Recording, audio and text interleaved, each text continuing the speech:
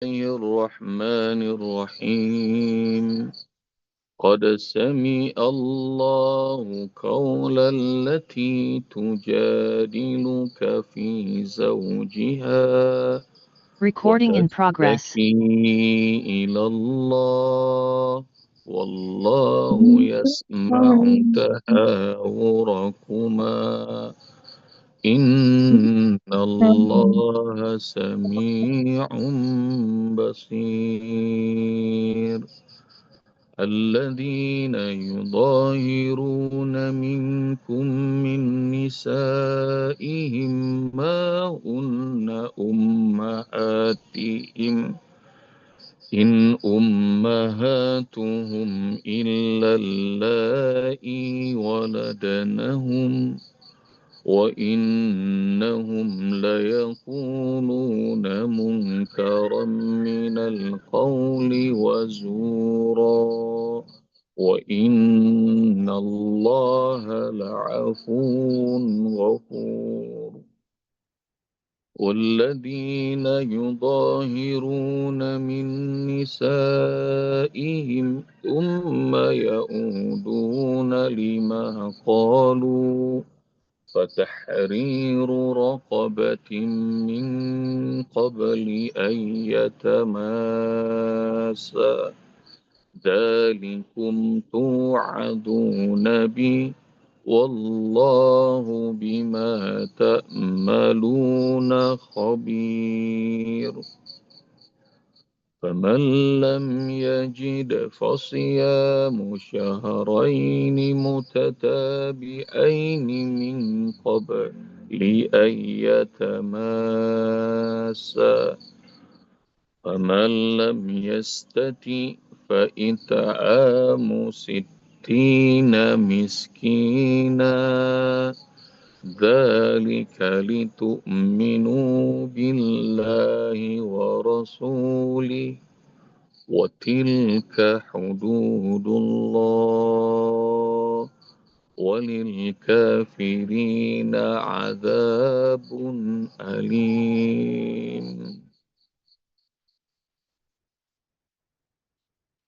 Ayah bunda kalau dibaca apa yang sudah kita hafal dalam sholat, apalagi sudah tahu artinya, udah ngerti tadaburnya, makin nikmat. Kalau udah ditambahin 3 ayat, nanti pakai 3 ayat. Hari ini nambah ayat keempat, 4 ayat. Makin dipakai sholat, makin diamalkan, apalagi diajarkan, ntar makin ajab. Insya Allah. Makin hafalannya, makin bagus. Dan setiap hari ditambah sama Allah Subhanahu wa Ta'ala ayat-ayat baru, itu tandanya kita menjadi pewaris Al-Quran. Dan beruntung bagi orang-orang yang mendapatkan warisan berupa Al-Quran. Hafiz sehari seayat. Di Inggris ada gelar kebangsawanan yang semua orang Inggris pengen. Gelarnya cuma 3 huruf, S-I-R. Panggilannya Sir. Dan kalau ngedapetin gelar itu bangganya luar biasa. Apalagi kalau dikasih medal, dikasih sword, pedang. Itu mau bakal dijagain, bakal dipajang, bakal dikasih tahu sama semua orang yang datang ke rumah. Nih, saya dulu dikasih gelar ini sama Raja Inggris kesekian. Gelar itu, medal itu, sword itu, jadi kebanggaan. Di antara semua makhluk Allah yang Allah kasih kemuliaan, ada namanya Daud alaihissalam dikasih Zabur. Ada namanya Musa alaihissalam dikasih Taurat. Ada namanya Isa alaihissalam dikasih Injil. Tapi semua itu udah diambil lagi. Udah nggak ada lagi. yang murni. Diturunkan kemudian namanya Al-Quran pada Muhammad Rasulullah SAW dan para sahabatnya. Alhamdulillah masih ada sampai sekarang. Tapi Muhammad SAW dan para sahabatnya radhiyallahu anhum udah nggak ada lagi. Jadi ini ada pusaka yang mahal banget. Dan hari ini kita lagi dikasih sama Allah Subhanahu wa taala gelar kebangsawanan jadi pewaris Al-Qur'an. Bunda, cuma dikasih gelar Sir aja, SIR aja, mereka jagain tuh yang dititipin sama raja. Nah, kita nih juga harus jagain. Kalau dari sekian miliar manusia ditambahin ayat 4 surat Al-Mujadalah, kayaknya belum tentu ada 1000 orang, belum tentu hari ini dikasih surat Al-Mujadalah lain. Dan Alhamdulillah, di antara sekian banyak yang diajarin surat Al-Mujadalah 4, ini ada 140-an orang di kelas online dipilih. Jadi ini kelas VVIP, jadi pewaris Al-Quran. Karena itu jagain sama ya Bunda. Bersyukur dipilih sama Allah Subhanahu wa taala. Apalagi ayatnya lagi nampol-nampol, senampol-nampolnya. Kaum perempuan lagi ngadu sama Allah. Dan rumah tangga yang penuh cacian, melecehkan, sampai Allah Subhanahu wa taala tetapkan hukum buat para laki-laki, para suami yang melecehkan istri. Kemarin di ayat 3 kita sudah tahu bagaimana Allah tetapkan hukuman buat laki-laki yang melecehkan ibunya dan istrinya dengan bebaskan budak. Yang bebaskan budak tuh suami aja apa istri juga, Ustaz? Suami aja. Kemarin tuh, ayo mendingan beliin istri mobil, rumah baru, apa ngeleceh. Harganya 700-an juta. Kemarin kita udah hitung. Suami aja yang kena. Kecuali kalau suami istri di bulan puasa melakukan hubungan biologis, nah dua-duanya kena. Bebasin budak, masing-masing bebasin budak. Nggak sanggup, maka kemudian puasa 2 bulan berturut-turut, 2 bulan berturut-turut, dua-duanya kena. Nah kalau yang ini, yang laki-laki aja yang kena. Pemalam yajid, kalau nggak sanggup, nggak ketemu, kata Allah Subhanahu wa taala, budaknya nggak ketemu. Ketemunya budaknya apa duitnya nggak ketemu. Kalau dua-duanya budaknya nggak ketemu, sebab duitnya ada, maka itu namanya nggak ketemu. Sama seperti ayah bunda nanti cari surah Al-Baqarah itu 286 ayat dikasih nama Al-Baqarah karena kisahnya Nabi Musa alaihissalam ketika pengen mengungkap pembunuhan.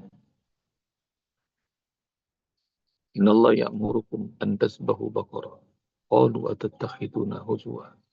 Musa bilang, Allah nyuruh kalian nyembelih seekor sapi betina. Lalu orang-orang Bani Israel mengatakan, apakah engkau pengen ngeledek kami, Musa? Lalu kemudian, tadinya gampang, cuma suruh nyembelih seekor sapi betina.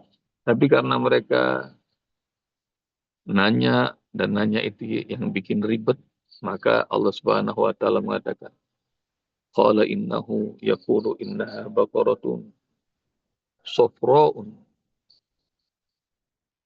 la faridun wala waqi'. Jadi yang pertama itu Baqarahnya, sapi betinanya, dia itu enggak tua juga nggak muda. Awanun baina zalik, kira-kira umurnya tengah. Udah dikasih tahu spesifikasinya itu nanya lagi. Qalut ulana rabbuka ya Musa, ma launuha? Apa warnanya? Qala innahu safra'un faqi'u launuha tasurun nazirin. Warnanya kuning dan semua orang kalau ngelihat itu harus senang. Qala innahu yaqulu innaha baqaratun la dalulun tusirul arda wa la taskil hars. Masih nanya lagi. Musa susah tuh nyari yang kayak begitu. Coba tanya lagi sama Tuhanmu, kayak gimana sih? Maka dikasih tahu spesifikasi yang nomor 3 sama Allah Subhanahu wa Ta'ala. Dia itu nggak pernah dipakai untuk bertani, untuk berkebun. Jadi ini namanya kalau sekarang sapinya, sapi apa tuh? Kalau di Jepang yang paling mahal dagingnya. Nah, jadi disuruh tidur aja si sapi. Jadi sapi itu dagingnya mahal, warnanya bagus. Nah itu Kobe beef. Ya mungkin itu Aisyah Dirman namanya. Sapi limosin yang Wagyu. Nah itu dia, Wagyu. Jadi Masya Allah. Gus Bob pernah tablik akbar di Tokyo bareng Kiai Didin Hafidudin. Habis tablik akbar di traktir tuh. Makan, makan itu daging. Ya Allah, enak banget tuh. Dan restorannya halal lagi. Gus Bob, Umi Maya, Kiai Didin sama Bunyai dan sama panitia. Waktu kami nanya, ini daging berapa harganya nih makan? Maka panitia nyalek, jangan ditanya, Uspo, mahal ini. Jadi Masya Allah, kalau di Jakarta aja Wagyu mahal, apalagi di sana. Jadi kualitas daging di sana bagus. Jadi lapar nih. Ini lagi puasa, jadi ngomongin daging pagi-pagi. Maknanya apa? Maknanya sama kalau Allah kasih tahu. Satu perkara, ayah bunda, bebaskan budak. Jangan ngedebat. Jangan ngeyel. Ntar susah. Jadi kalau Allah Subhanahu wa Ta'ala sudah kasih tahu satu perkara, jangan debat, jangan ngeyel, tak repot. Kalian baca tuh kisah sapi betina yang Allah perintahkan untuk dipotong karena mereka ngeyel, wa makadu yaf'alun, hampir mereka nggak ngerjain. Di ayat-ayat 70-an kisah sapi betina. Sama kayak begini. Udah disuruh sama Allah Subhanahu wa Ta'ala bebasin budak, ntar aja ada aja alasan. Pemalam yajid. Duitnya kagak ada ya Allah. Ntar duitnya dikasih sama Allah, budaknya kagak ada ya Allah. Pemalam yajid. Nah, Bos Bob kasih tahu tuh urutannya kalau zihar 1, bebasin budak, nggak sanggup maka puasa 2 bulan berturut-turut, nggak bisa maka kasih makan 60 orang yatim. Nggak boleh lompat langsung ke 60 yatim kasih makan. 60 orang miskin nggak boleh lompat ke situ. Jadi urutannya nomor 1 dulu. Kalau kalian punya duit, kalian bisa bebaskan budak, bebasin budak. Kalau nggak bisa, puasa 2 bulan betul-betul. Dan kenapa puasa 2 bulan berturut-turut? 1, supaya tahu bahwa nikmatnya karunia Allah itu kalau nggak ada, baru kita tahu. Nikmatnya sehat kalau sakit. Benar nggak? Ya? Nikmatnya makan kalau lapar. Nikmatnya berpasangan itu kalau agak jauh, deket aja, repet. Nah, coba ada 3 hari, seminggu keluar dari rumah, ntar mulai kangen. Belum juga sehari udah video call mulu sama papanya. Begitu biasanya. Jadi makin jauh, nah baru tahu satu manfaat disuruh puasa. Jadi nikmatnya makan itu kalau lapar, nikmatnya tidur kalau ngantuk. Dan demikian juga ya benar rahmati Allah Subhanahu wa taala. Nikmatnya berpasangan itu kalau lagi dilarang sama Allah. Nanti bakal tahu rasanya. Betapa setelah belasan jam kita berpuasa, seteguk air aja enak banget. Allahumma laka sumtu wa bika amantu ala rizkika aftartu bi rahmatika ya arhamar rahimin. Itu nikmat. Lebih nikmat daripada baca Allahumma barik lana fima razaqtana wa qina adzabannar. Kenapa? Karena ada belasan jam nahan haus, nahan lapar. Terus ayah bunda, kenapa puasa? Nah, puasa ini menekan libido, menekan syahwat. Nanti kalian cari hadis ini PR. Ya masyarus sabab, wahai para pemuda. Rasulullah bilang kepada para pemuda, man istata'a minkumul ba'da falyatazawwaj. Siapa yang sudah punya bekal nikah, kata Rasulullah. Tapi siapa yang enggak punya bekal, fa'alaikum bisawm. Banyakin puasa. Fa innalahu wija. Karena puasa itu adalah perisai. Jadi disuruh puasa sama Allah Subhanahu wa taala. Oleh Rasulnya disuruh puasa. Supaya apa? Supaya syahwat, libido enggak. Kepada siapa? Anak-anak muda disuruh sama Rasul untuk memperbanyak puasa. Nah, demikian juga ini caranya Allah Subhanahu wa taala supaya kalian tidak berkumpul dulu, bercampur lagi puasa 2 bulan. Dan angka 2 bulan 60 hari atau 58 hari, karena 2 bulan dalam Islam tuh ada yang 29 hari, ya bunda. Ada yang 30 hari.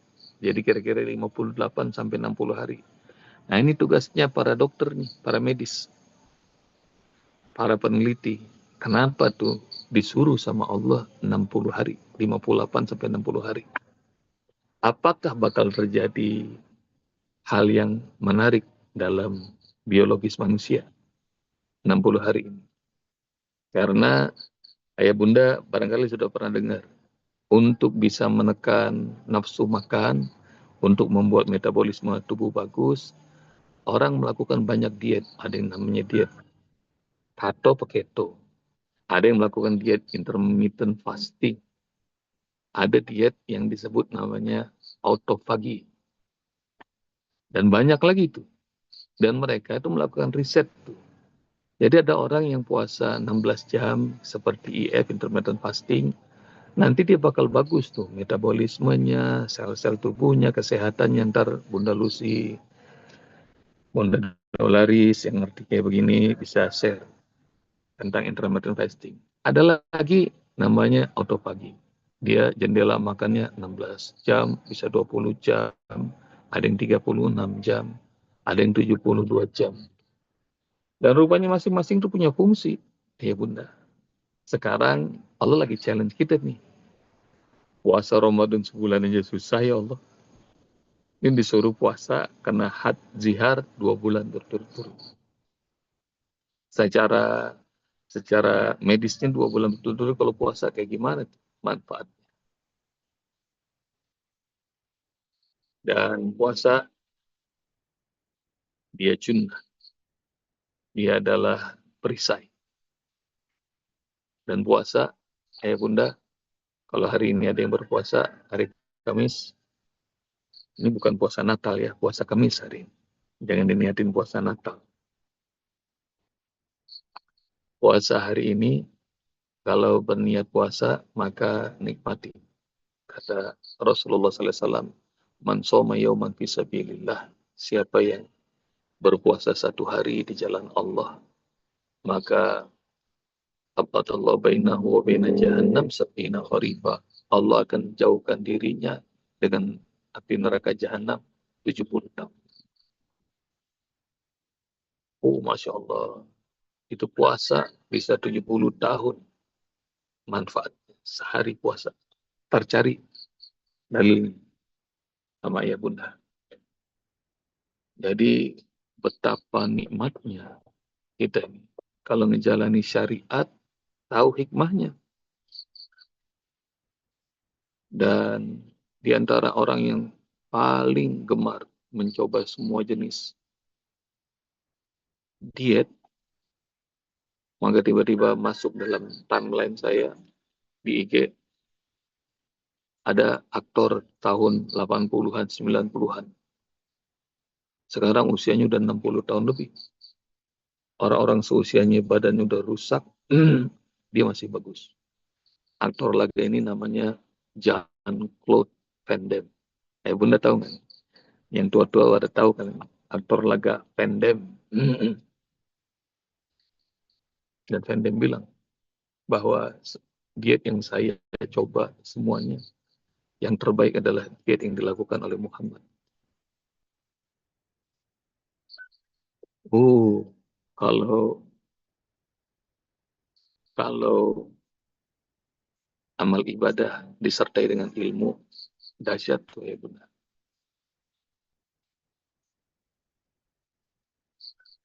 Ilmu tapi nggak ada imannya, nggak guna. Ibadah tanpa ilmu hampa. Maka kalau ayah bunda ngejalanin saum satu hari setara dengan 70 tahun, dijauhkan dari api neraka, Masya Allah. Itu saum apa, Bob? Mau saum fardu, saum sunnah, lakukan karena Allah. 70 tahun dijauhkan dari api neraka. Mudah-mudahan nggak ada di antara kita dan keluarga kita dan orang-orang yang kita cintai bakal tersentuh api neraka. Kalau nggak sanggup, nggak mampu membebaskan budak, maka puasa 2 bulan. Dan 2 bulan itu terus-menerus, nggak boleh dicicil. Nggak boleh kayak perempuan pada kodok Ramadan. Nyicil aja. Nggak cuma panci rupanya dicicil. Jadi kodok Ramadan aja cicil. Yang ini kagak boleh. Ini mutatabi'aini terus-menerus, nggak boleh putus, kata Allah.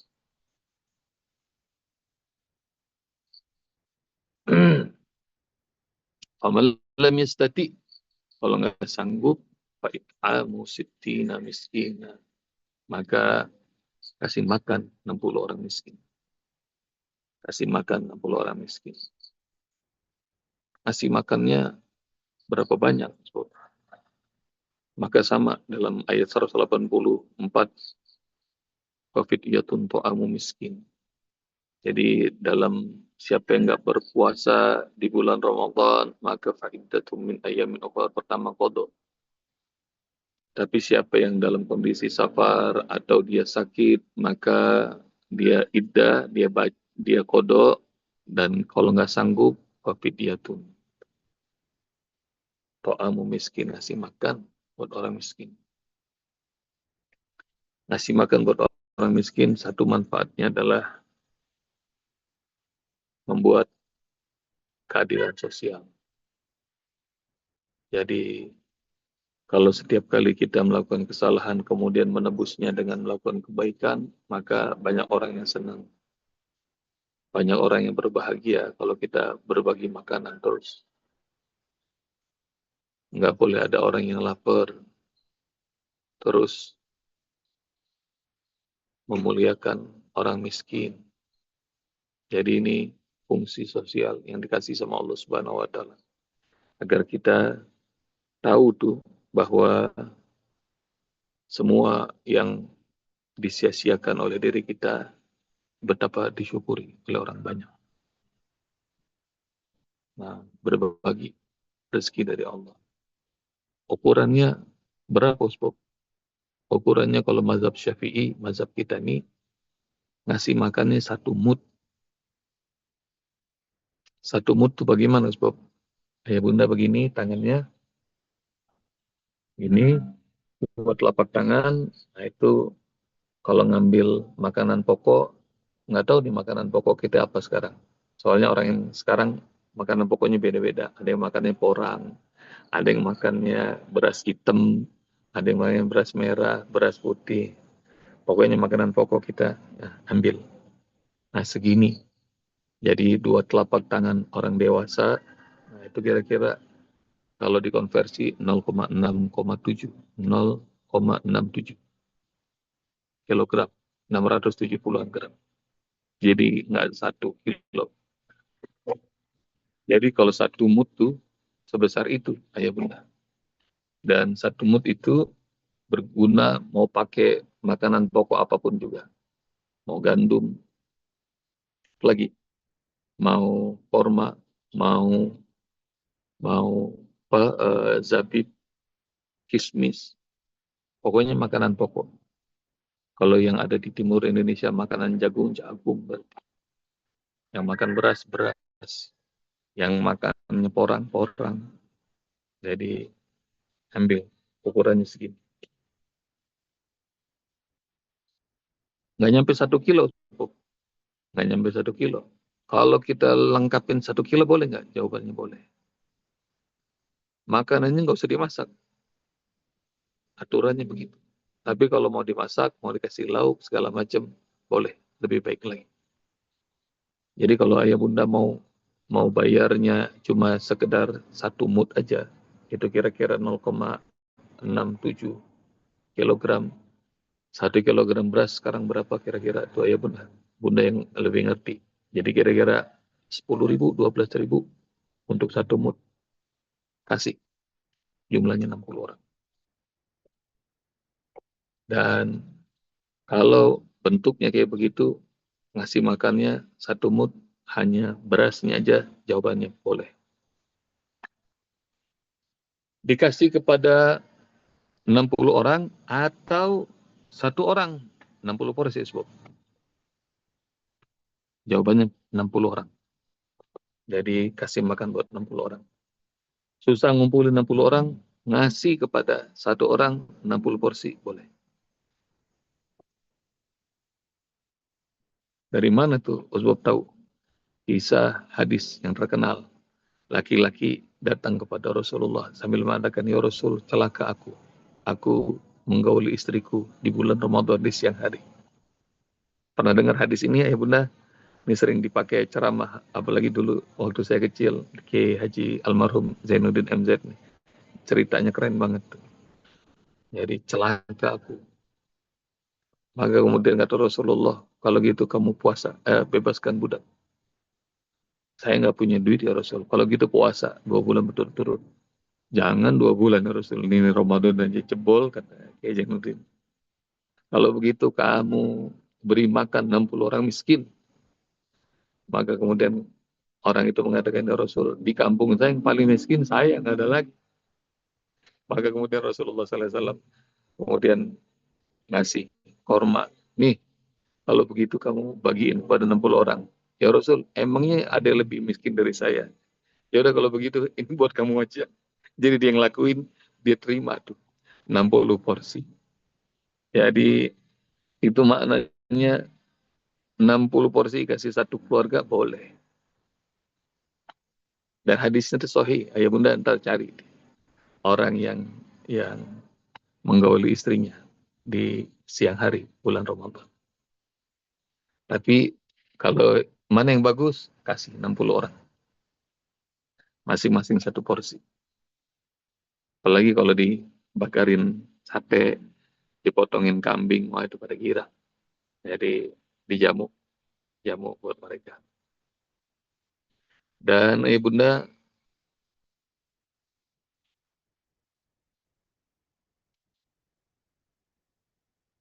ini kalau mau bikin acara, bagusnya banyakin orang-orang kayak begini kalau mau bikin jamuan makanan. Banyakan kita kalau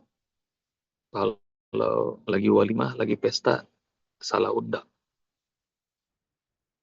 Kata Rasulullah SAW, bisa to'amul walimah.